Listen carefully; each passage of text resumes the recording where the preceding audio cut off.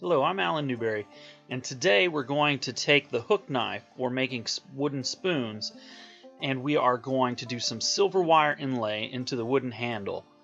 This is a fun process, and it's really not that difficult, but it requires some specialized tools, and you'll see me using them here in this video. So let's go ahead and take a look and see how that's done. I like to start off by putting on the pattern, and usually what I do is just draw it on with a pencil. I can erase it if I don't get it just right, and then I can redraw it to how I like it.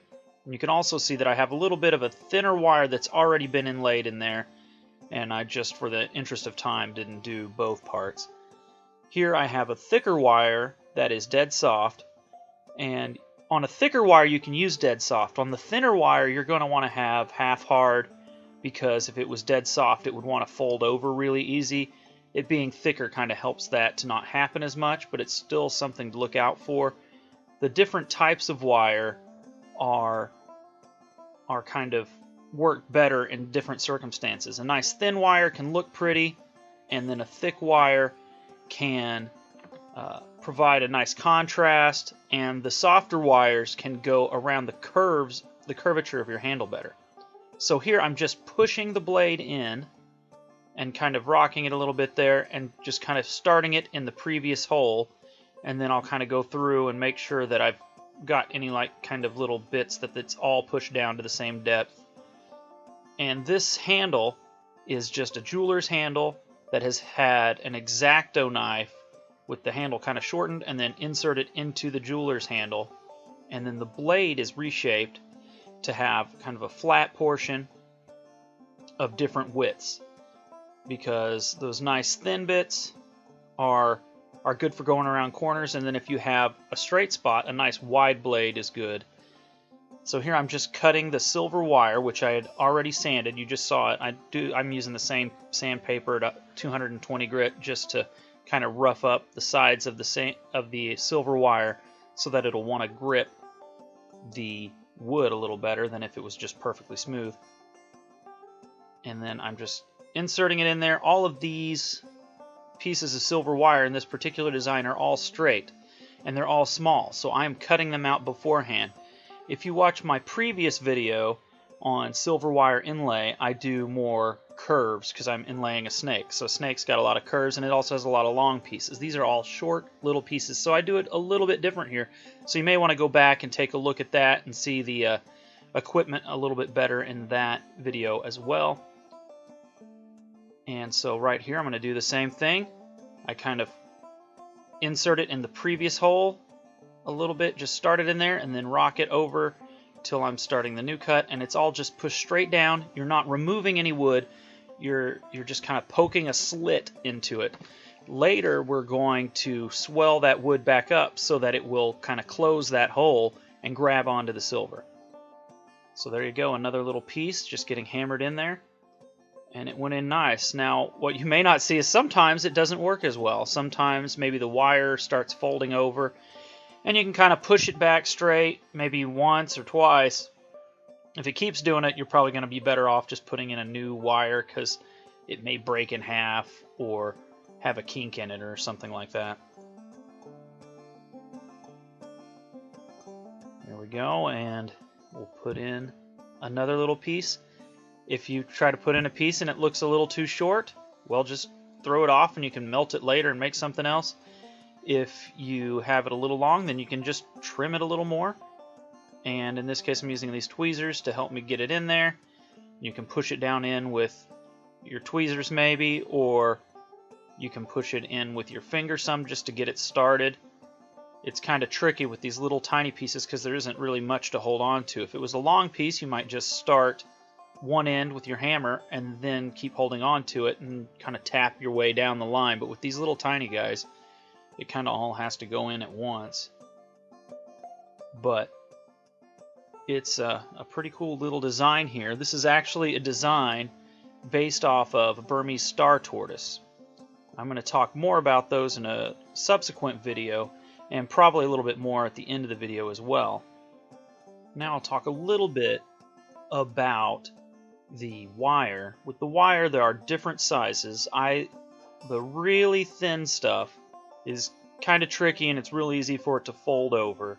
So you're going to want to have like a half hard type wire, and even then it's really tricky.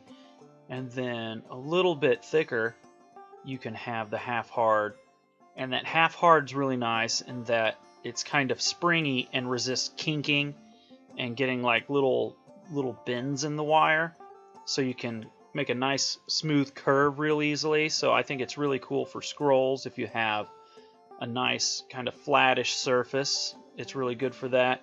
But it doesn't really like going around the curvature of your handle. So if you're going from like the flattish part there, like in this star, and then maybe if you tried to go a little bit more around the corner there, it's going to be kind of a steep angle, and that wire's not going to want to bend around that angle as much. So if you use a dead soft wire, it will want to go around the curvature of your handle a little better.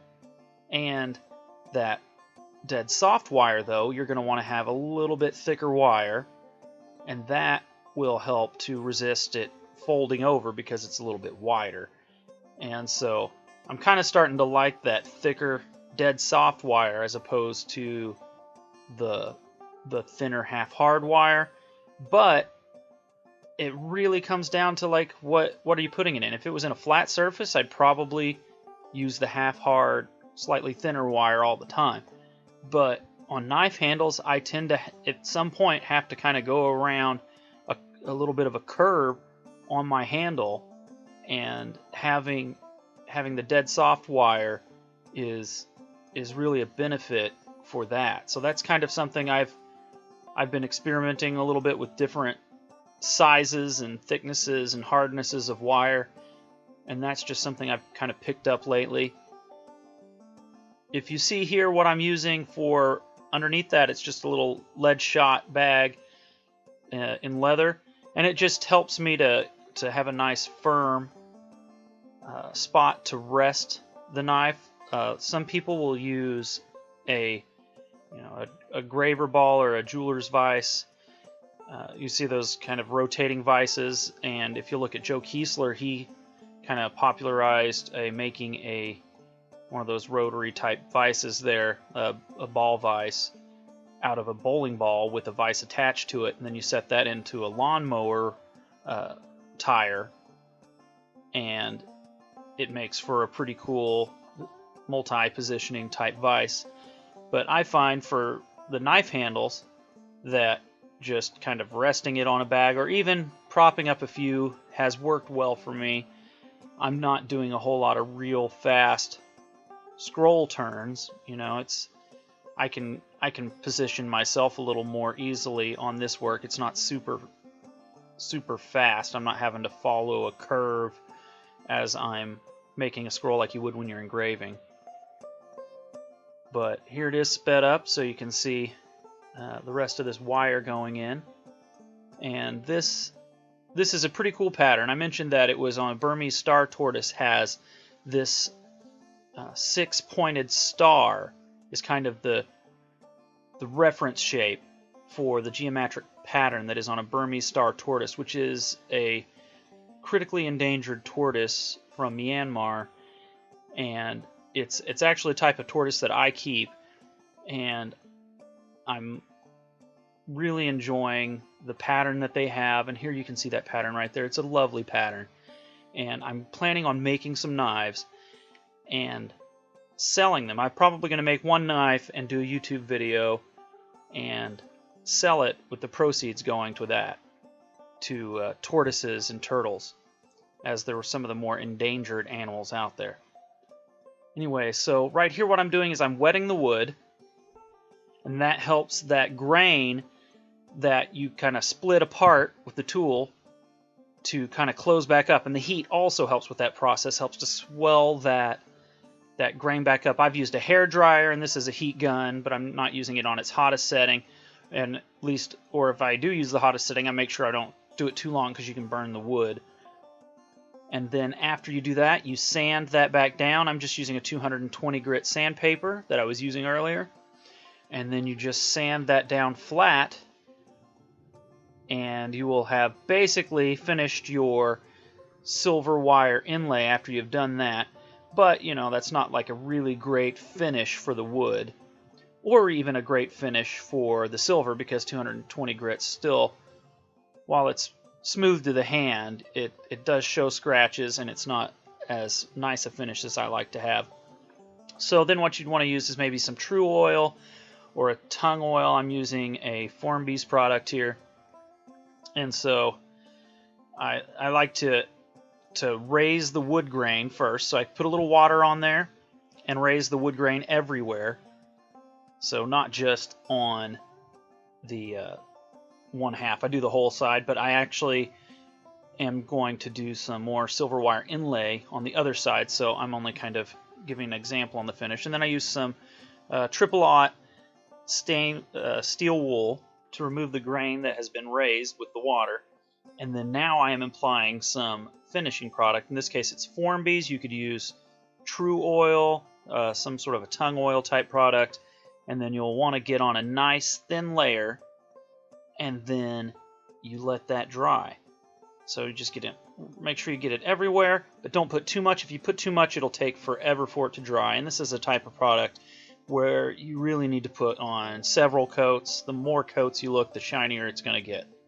So there's my first coat. Then after that, I'm going to take some more of that steel wool, and then I'm going to rub it again. And this is going to help to kind of scuff up that previous application so that some stuff will stick on top of that. And doing this kind of repeatedly fills the pores of the wood to help get a nice shinier finish. So the more times you do this, the shinier it's going to get. I think for this one it's a carving type tool, so I only did it a couple times. Then we have a tortoise that I inlaid on the other side. I mentioned that this design was based off of a Burmese star tortoise. In the future, what I'm going to do is make a knife and include one or more of these two designs. Probably may just be the 6-point star, and then I'm going to sell that with proceeds going to tortoise and turtle conservation. So thanks for watching, and look forward to more of these videos on that knife sometime in the future. I still have to design and make that knife. And then if you enjoyed the silver wire inlay, please check out my other silver wire inlay book. And if you like this knife, check out my knife making video of this knife, spoon carving hook knife. It's going to show you how it was all done without using any forging, all stock removal. And thanks for watching.